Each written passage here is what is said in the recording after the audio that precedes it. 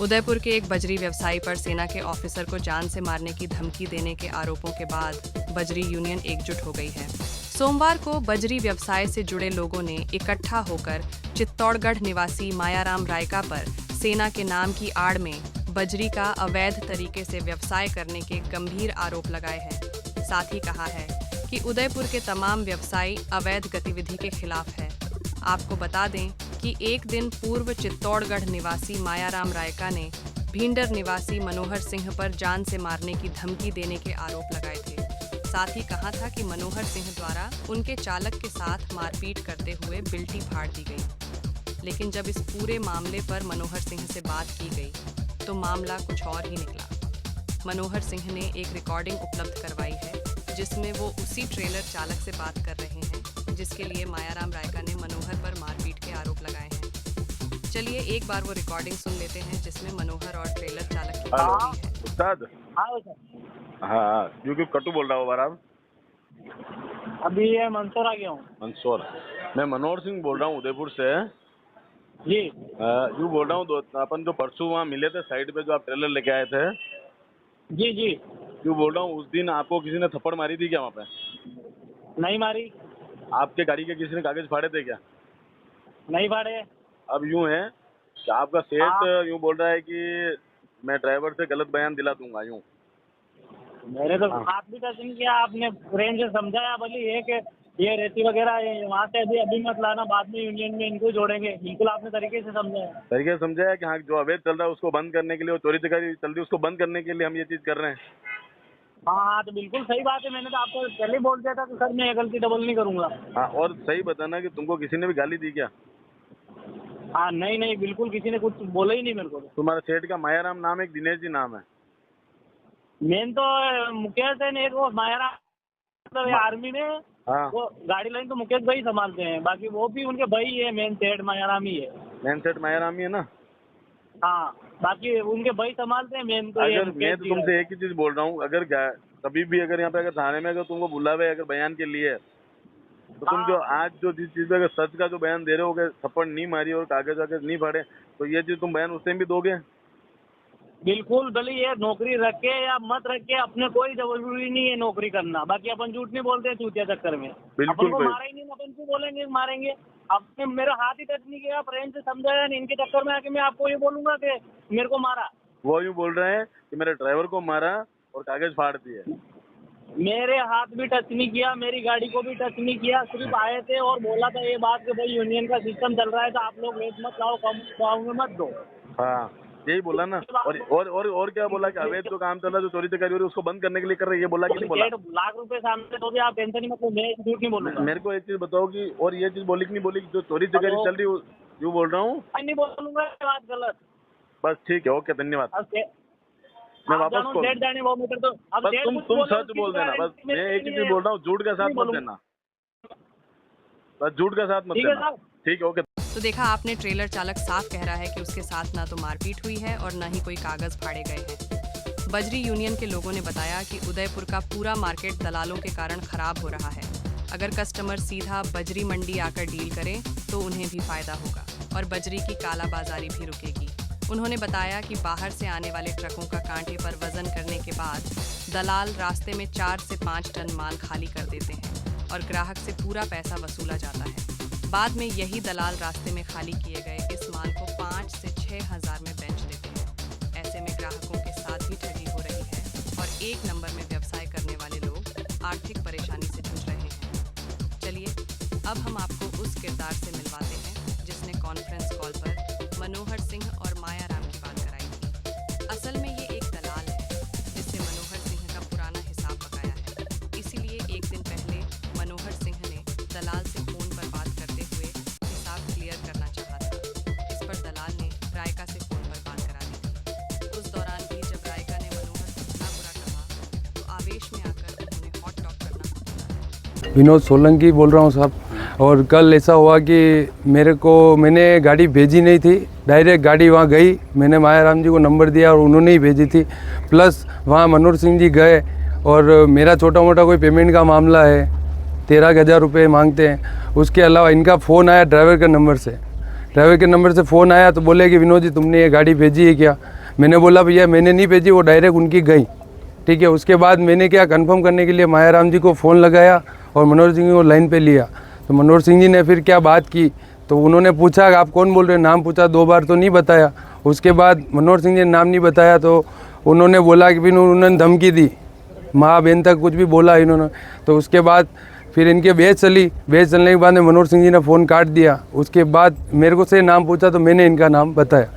ये वारदात हुई है। कोई मारपीट जैसी घटना? मारपीट वगैरह कुछ नहीं हुआ था, कोई धमकी वमकी मेरे सामने तो कुछ हुआ नहीं, कोई नहीं कोई कागज वागज कोई नहीं फाड़ा, मारपीट कुछ हुई? नहीं हुई। इस पूरे मामले पर बजरी व्यवसायी मनोहर का कहना है कि बाहर से आकर उदयपुर में बजरी का व्यवसाय करने वाले रायका से जब उनकी कॉन्फ्रेंस पर बात हुई तब वे उन्हें जानते तक नहीं थे और रायका ने उन्हें भला बुरा कहते हुए ललकारने की कोशिश की थी। उन्होंने कहा कि मैं भी एक सैनिक का बेटा हूं और मायाराम सेना की आड़ में बजरी का व्यवसाय कैसे कर सकते हैं, इसकी भी जांच होनी चाहिए। मैं मनोहर सिंह राठौर, बिल्डिंग मेटल का व्यवसाय है मेरा। श्री नागनेचा बिल्डिंग मेटल नाम से मेरी फर्म है और मेरे 6 व्हीकल है जो गुजरात से रॉयल्टी पेड माल लेके आते हैं।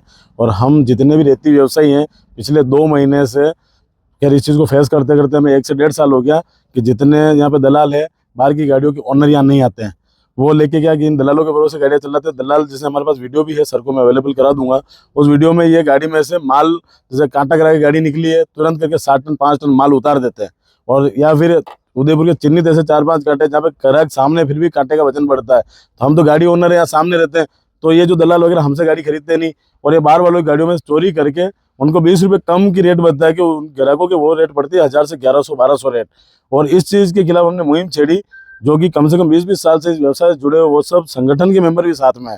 तो इस दरमियान में एक हमने सब गाड़ी मालिकों से को अवगत कराया कि आप एक बार यहाँ आइए और हम इस चोरी चकारी को बंद करके नए सिरे से इस व्यवसाय को चालू करते हैं, जिसमें एक रायका ट्रांसपोर्ट के कोई मायाराम करके जिसको मैं नहीं जानता हूँ अभी तक भी, और उस आदमी से भी केवल फ़ोन कॉल पे किसी से बात हुई होगी ये नहीं पता। उस आदमी ने किसी नॉन पर्सन को अकोला के हैं वो लेके मेरे पास आया कि भैया मेरी गाड़ियाँ यहाँ पे चल रही है और चलने दो। तो मैंने उनको बोला था सर ये चोरी चकारी हो रही है, उसको अपन बंद कर दे। उस दरमियान में भी मायाराम जी से मेरी कोई बात नहीं हुई, वो कोई एडवोकेट थे, वो आए थे, उनको उनसे रिक्वेस्ट करी हमने कि सर ये चोरी चकारी बंद करने के लिए हम सब व्यवसायी एकजुट होकर इस चीज़ को सुधार के लिए करें ताकि कस्टमर के इस चीज़ का लोड नहीं पड़े और एक ओरिजिनल व्यवसाय चले। तो उस दरमियान में वो लोग यहाँ से चले गए, 5-7 जने आए थे, यहाँ का देखा कि वो मेरे साथ कुछ नहीं कर सकते हैं, मारपीट भी नहीं कर सकते, झगड़ा भी नहीं कर सकते, यथास्थिति देखी और वो चले गए यहाँ से।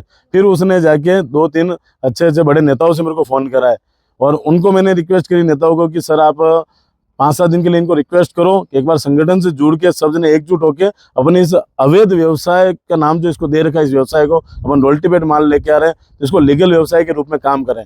तो उन्होंने मेरे को बोला कि मैं डिफेंस का बंदा हूँ, मतलब मेरे को नहीं बोला, मार्केट में जहाँ से सूचना मिली, क्योंकि उसके पास मेरे नंबर नहीं है और मेरे पास भी उनके नंबर नहीं, आज तक उनसे कोई बात नहीं हुई। उस दरमियान में एक ऐसा मौका आया कि विनोद जी रेगर या ऐसा कुछ नाम है उनका, विनोद जी, तो उनके वो मेरी गाड़ियाँ खाली करवाते थे, तो उन्होंने मेरी काटा कराया, मेवाड़ काटा। आज से 7-8 दिन पहले गाड़ी खाली करी चित्रकूट में।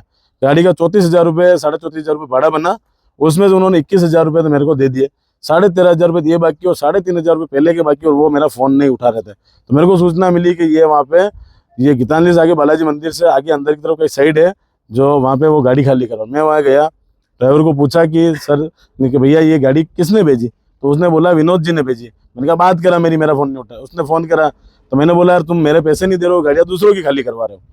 तो मैंने फिर ड्राइवर के नंबर से फ़ोन कट कर दिया और मैं बाहर आया और मेरे खुद के फ़ोन से फ़ोन करा। मैंने कहा यार कि तुम मेरा पैसा नहीं दे रहे हो, मेरा पैसा दे दो तो दूसरों से किसी से भी खाली कराओ, या फिर जो भी है, या फिर व्यवसाय मेरे साथ कर रहे हो मेरा पैसा बाकी मेरे साथ व्यवसाय करो, तो दूसरों के साथ करो, मेरा पैसा क्लियर करो। तो उसने भी बोला ये गाड़ी मैंने नहीं भेजी है, मैं इसके ओनर को कॉन्फ्रेंस पे लेके बात कर रहा हूँ। मैंने मना बोला है कि अपने तक की बात है, तो भी उस आदमी ने उस ओनर को कॉन्फ्रेंस पे लिया। कॉन्फ्रेंस पे लेते ही पहले कोई मायाराम नाम का शख्स है जो अपने आप को डिफेंस का आदमी बता रहा है और यहाँ बजरी का कारोबार करता है, जो पिछले 10 दिन से मेरे को रेगुलर अलग अलग बड़े बड़े नेताओं से कॉल करवा रहा है। रात को 10 बजे फ़ोन आते हैं, सुबह 6 बजे फ़ोन आते हैं, तो भी इस चीज़ को अपन ने इग्नोर करा कि कोई व्यवसायी है, वास्तव में अपन से कोई बात करना चाह रहा है तो करे। पर पता चला बाद में कि कोई डिफेंस का बंदा होकर यहाँ बजरी की कालाबाजारी कर रहा है और चोरी चकारी में लिप्त है। उस आदमी ने लेके मेरे को डायरेक्ट एक चीज़ बोली, तेरा नाम बता। तो मैंने बोला भाई यार मेरे तेरे से कोई तुमसे कोई पंगा ही नहीं है, तुम हो कौन है, पहली बात कॉन्फ्रेंस में तुम कौन हो मैं जानता नहीं, मैं किस आदमी को मेरा नाम बताऊं। तो उस आदमी ने लेके मेरे को बोला तूने तेरी माँ का दूध पिया हो तो तेरा नाम बता दे। तो आवेश में आके गाली गलौज हम दोनों के बीच में हुई थी, और वो भी ये हुई थी कि भाई उसने मेरे को ये बोला तूने तेरी माँ का दूध पिया हो तेरा नाम बता दे। इसके अलावा ना तो उस आदमी को मैं जानता हूँ, ना उस आदमी से कभी मुलाकात हुई है। मेरे दोनों नंबर है, दोनों नंबर में उस किसी भी व्यवसायी के आज तक कॉल नहीं है, उससे परिवार से रिलेटेड किसी बंदे के कॉल नहीं है। उस आदमी को मैं जानता नहीं, उसका नंबर मेरे पास नहीं है। और उसने कल की तारीख मेरे को सूचना मिली कि उसने मेरे खिलाफ कोई जान से मारने की धमकी का मतलब परिवार दर्ज कराने के लिए गया है। तो उस चीज़ में अगर और दूसरी चीज़ वो बोल रहा है कि प्रशासन ने जांच नहीं की। जब वो एप्लीकेशन देने गया तो पुलिस प्रशासन उदयपुर का इतना सतर्क है, 10 या 15 मिनट के अंदर अंदर जहाँ मेरा व्यवसाय चलता वहाँ पे थाने के प्रथम अधिकारी से साहब खुद वहाँ मौके पे खुद हाजिर हुए और उन्होंने मामले का संज्ञान लिया। चलो मैं वहाँ नहीं था, मैं गाँव मेरे रात्रि जागरण था, वहाँ गया हुआ था, तो मैं आज सुबह वहाँ से आया हूँ। और 6-10 मिनट के अंदर अंदर वहाँ आके उस संपूर्ण मामले का संज्ञान लिया। और वो आरोप लगा रहे हैं कि इस आदमी ने मतलब प्रशासन ने मेरी मदद नहीं की। दूसरी चीज़ उन्होंने बोला कि गाड़ियों को रुकवा के अवैध वसूली करते हैं। मेरा और मेरे रिलेटेड जितने भी व्यवसायी है सब हमारा बैंक स्टेटमेंट देने के लिए तैयार है। और कोई भी ड्राइवर यूँ बोलते हैं हमने कैश में भी दिया, अगर 100 रुपये भी किसी ने दिए हैं तो भी हमें बता दे कि इस आदमी ने 100 रुपये लिए, 50 रुपये लिए या किसी को 1 रुपया भी दिया, तो हम प्रशासनिक कार्रवाई के लिए अगर ये जो प्रशासन कार्रवाई करे उसके लिए हम खुद वहाँ हाजिर होने के लिए तैयार है। पर जो उदयपुर के अंदर कालाबाजारी चल रही रहती के नाम पे, तो बाहरी लोग आके यहाँ पे कालाबाजारी कर रहे, खुद ओनर आते नहीं है, दलालों के भरोसे गाड़ियाँ भेजते हो, दलाल यहाँ पे 10-10 हज़ार 5-5 हज़ार की उसमें चोरी करके वो व्यवसाय कर रहे हैं। उसके लिए हम कटिबद्ध है कि भले ही प्रशासन कितना भी कुछ भी करे, हम वो चीज़ कालाबाजारी नहीं होने देंगे। भले ही हमें धंधा हमारा चले या न चले, पर ग्राहकों के साथ जो कालाबाजारी करके इस पूरे व्यवसाय को माफिया का नाम दे रखा है, वो माफियाओं के नाम के लिए हम अभी भी संघर्ष कर रहे हैं और आगे भी संघर्षरत रहेंगे। आपके साथ यहाँ कुल कितने लोग हैं जो इस व्यवसाय से, उदयपुर के लोकल कितने लोग जुड़े हुए हैं जो यही व्यापार कर रहे हैं यहाँ पे? कम से कम 60 से 70 जो तो गाड़ी मालिक है, दूसरे हैं वो छोटे रिटेलर है, कम से 100 से 125 जने हैं। एक और बात आ रही थी सामने, कोई आपने उनके कोई कागज फाड़ दिए या उन्होंने ये कुछ कहा ड्राइवर को? सर उसके रिगार्डिंग उन्होंने एक चीज़ बोली थी कि ड्राइवर से मारपीट करी और कागज फाड़ दिए। तो सर जो ड्राइवर है उसके नंबर भी अवेलेबल हो जाएंगे। आप एक बार प्रशासन उस ड्राइवर से खुद रूबरू होवे या फिर उसको एक बार हाजिर करावे और उसका बयान लेवे कि वास्तव में उसके साथ कोई मारपीट हुई या फिर उसको कोई गाली गलौज हुई या फिर उसके कोई कागज फाड़े।